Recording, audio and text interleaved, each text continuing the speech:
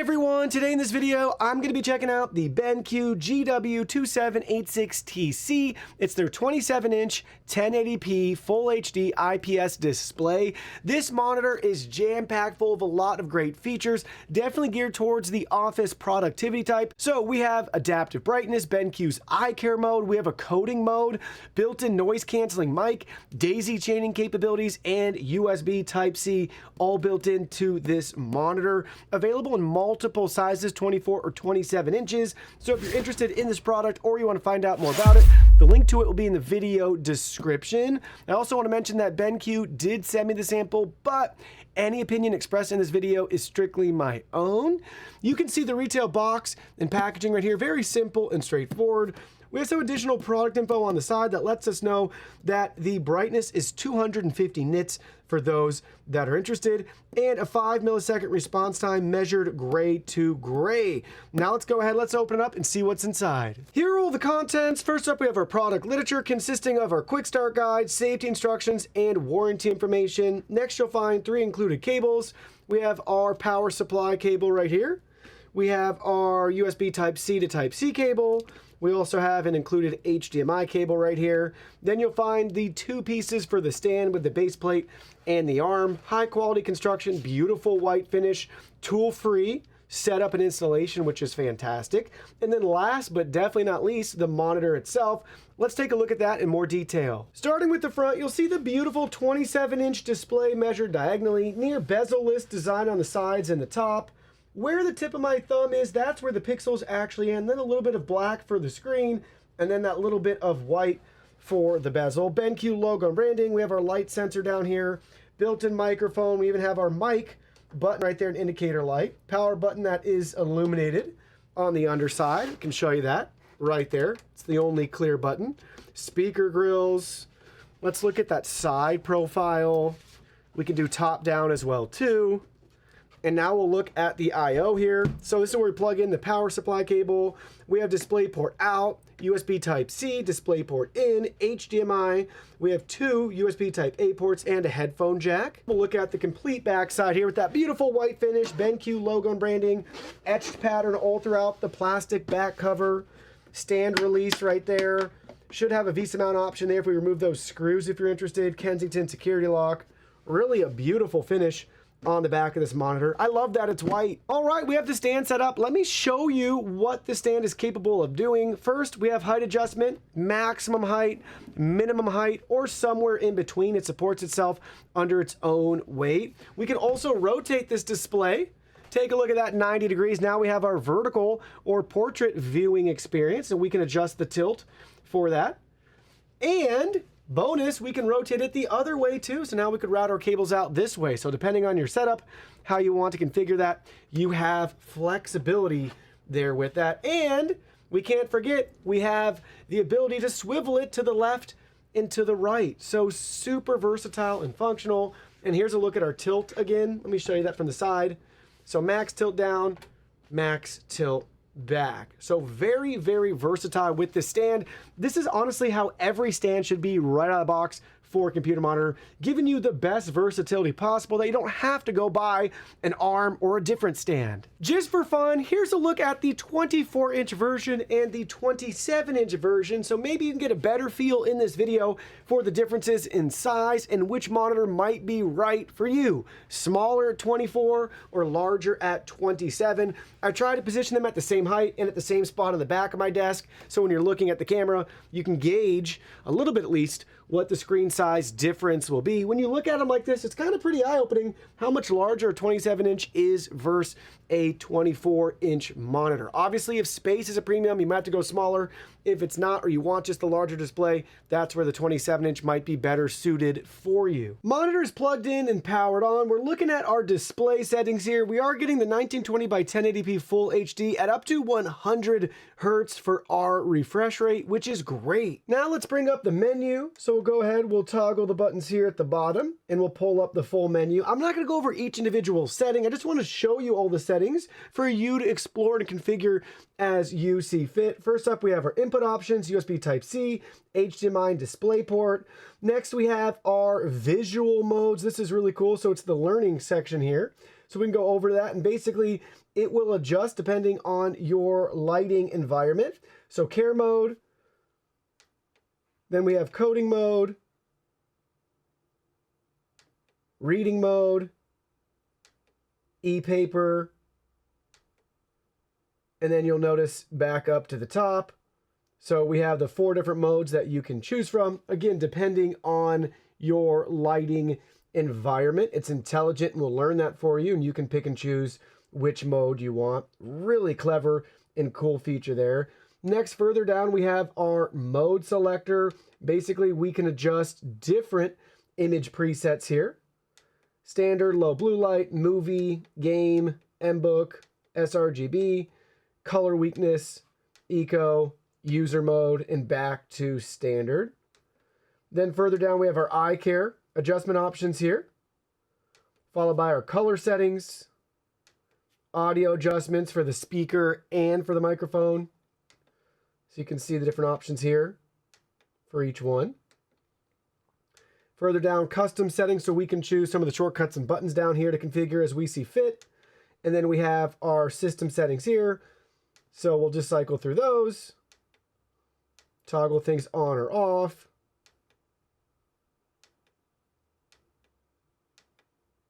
You can see our current information. And we can reset everything right there from the menu. So very simple, straightforward, easy to find. It can configure exactly what you're looking for with their built-in menu. Here's a closer look at our learning mode options with some gameplay footage in the background so we can cycle between the different options. So we have care mode, then we have coding, reading, and e-paper. And I'll cycle through those again quicker, so we can see how each mode changes with the same scene.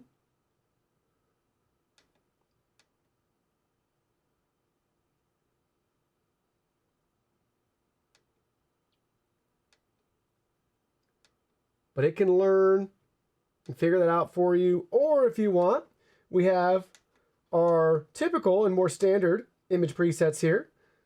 We'll cycle through those really quickly, so you can see and get a feel how they're going to change the video. Each one's going to tweak it just slightly different. So that'll be a case-by-case basis for you, depending on what content you're consuming, game you're playing, what productivity work you're doing on screen, which one you would want to use or enable.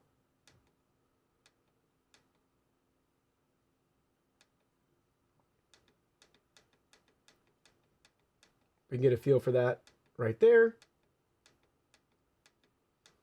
How the colors are going to change. Next up, we have our UFO test. We'll be looking at 2 UFO tests. The first one's going to be our frame rate test here. So at 1080p 100 hertz, we have 3 different FPS values, 25 at the bottom, then we double that in the middle to 50, then we double that again to 100. Look at how much smoother the UFO and the movement and the motion is as it's going across the screen with that higher FPS value at 100 hertz versus the lower FPS value. This just shows you the importance of being able to get at or exceed with your frame rate the refresh rate of your monitor to get a better feel for the movement and motion, how much smoother it's going to look when you're playing your favorite games on a monitor like this. Our second UFO test is our UFO ghosting test right here. Now, take it with a grain of salt. You're watching a video on your device, on your screen with the camera pointed at this screen. But I want to just share my experience as we're watching that UFO move across the screen. As we look with a critical eye for ghosting, you will notice ghosting. Definitely doesn't matter which color option that we're at here. I can see it on all of them. Most of it's going to just basically be that smearing and blurring at the backside of the UFO. Got the little white line streaking through, and his green head and the yellow being blurred up at the top on that saucer. Again, on the backside. Nothing on the front side that I'm seeing. Everything's just blurring on the backside. I'd say very common and typical for any monitor at this spec. In this range, this isn't extraordinary or any amounts of ghosting that we haven't seen before. I'd say it's well within the average and the typical experience you would expect on a monitor like this. So if you're obviously super sensitive and bothered by ghosting, well, chances are you aren't the person looking for this monitor. Casual gamers, just everyday users, productivity, and someone that wants to have something with some performance and some play with it, this isn't going to be that big of a deal to you. Now for a simpler test, this is the web browsing test. I just pull up a couple popular websites so you can see what it's like to browse the web. Now keep in mind, again, you're looking at a camera on a screen, so the results won't look as good as you're seeing here in person. But take a look. We got YouTube pulled up right here, the trending page. We'll just browse through it really quickly.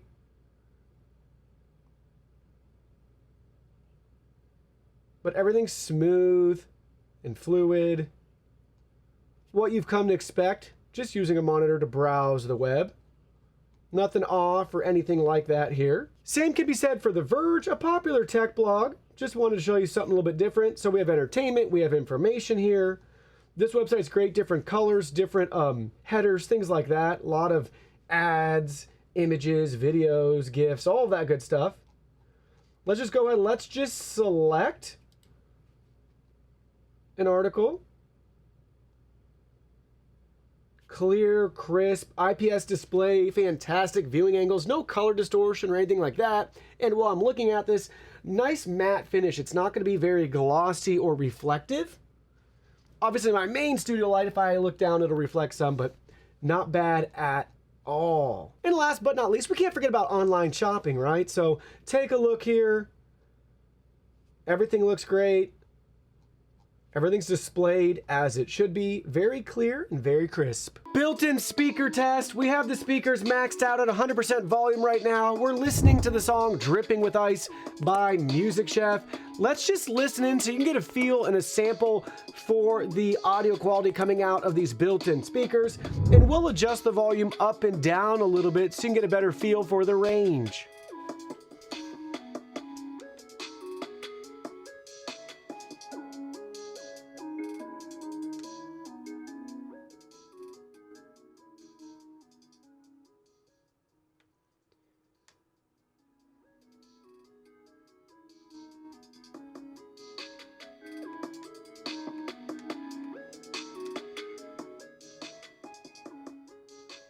Honestly, not much change or give between like 50 and 100 and then 50 and 25.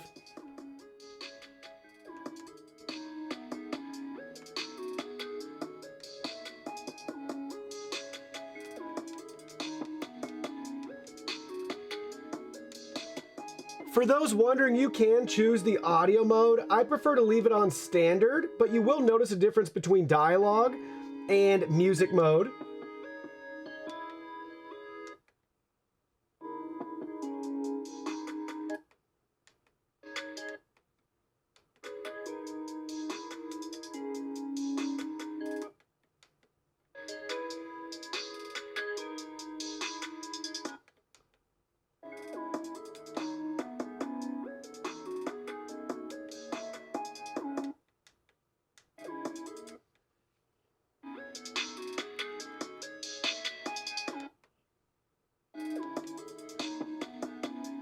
So maybe you can tell, maybe you can't tell. I think standard's the best. Dialogue definitely changes it. I wouldn't listen to music with the dialogue mode set.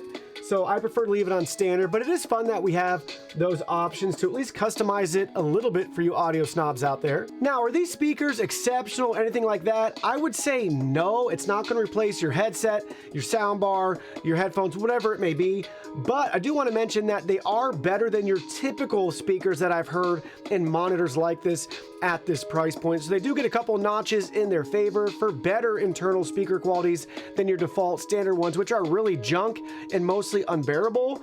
In this case, I would say that this sound is not bad. All right, so now we're testing out the built-in mic quality on our BenQ monitor. Now, keep in mind, I'm talking off to the side, so just in a second, we'll go ahead, we'll talk at it from the front like you would be doing if you're conducting your meetings, phone calls, things like that. I do want to point out on this monitor, though, we actually can make some adjustments to the mic quality right here if you so choose.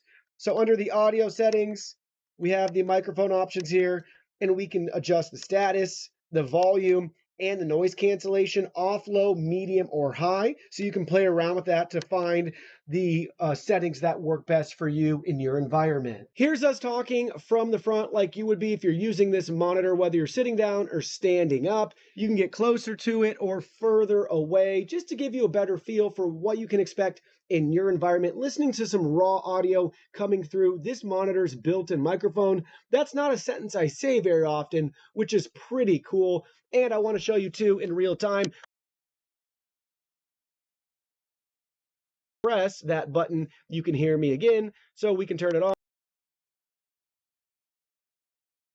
Right there, microphone's back on, it's unmuted. The indicator light changes for us too to let us know that it's off. Very cool, very easy, and a seamless experience. Just connect the USB Type-C cable to your computer if you want to use the microphone. This is my favorite test. We're testing out the input lag right now with this magical red box. Input lag is the amount of time it takes your monitor to display a signal on screen from when it was sent from a source, in this case, our magical red box.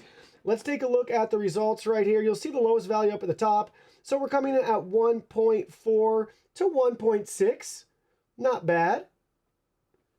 Middle should be in that 8 range. 8.6, 8.7. And then down here at the bottom, we'll be in that 16. 16.1, 16.2, not bad at all. For those wondering if we've seen any difference between the 27 and 24-inch version in regard to input lag, no, they basically performed identical to each other. Now we're looking at color accuracy using DisplayCal. So first up for sRGB coverage, we got 97.3%. and 100.3% for our sRGB volume. That coverage actually improved about 7% from our 24-inch model. Next, for Adobe RGB, we're showing 68.2% coverage and 69.1% volume. That had just a couple percentage points improvement as well. And then lastly, for our DCI-P3, we're showing 70.8% coverage and 71% volume. So if you're a color snob out there, hopefully that's within the range that's acceptable for you with what you're working on. Let's be honest with ourselves, we're just not going to use this monitor for only productivity and work. Let's see how it does with gaming. So we'll take a look at some popular footage being played on this monitor to get a better feel for the quality and what you can expect.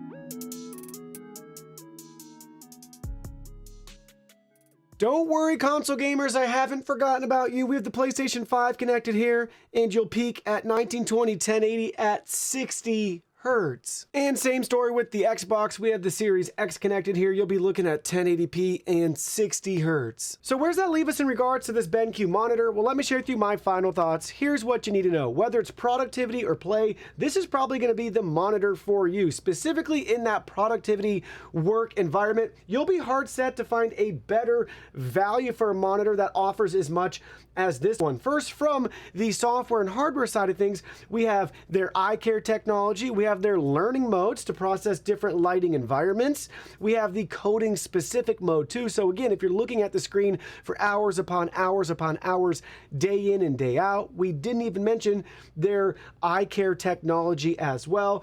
And we have daisy chaining, USB Type-C with power delivery, and we also have built-in speakers and a noise-canceling microphone. There's a lot to love about this particular monitor and what it offers. Fantastic value.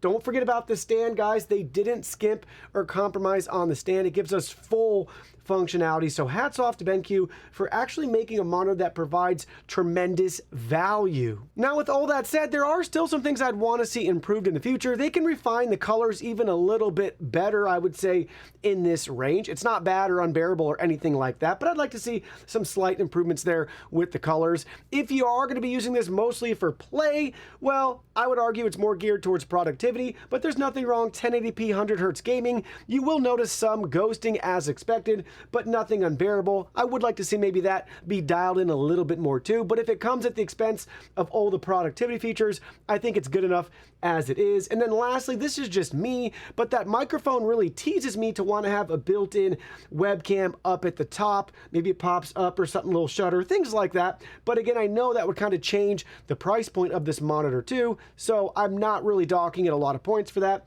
It's just really solid that we have this microphone and it's really well thought out with the mute button, indicator light, all of that right there. It just makes me want to have even more out of this monitor because of the value that they're providing. But I'm speaking very highly of this monitor because it's going to be one of my top picks right now from that productivity standpoint. You'll be hard pressed to beat this monitor in what it offers. And I don't care if you get the 27-inch or 24-inch versions. They're identical from what we've seen in regards to performance. So overall, very well rounded and a solid choice.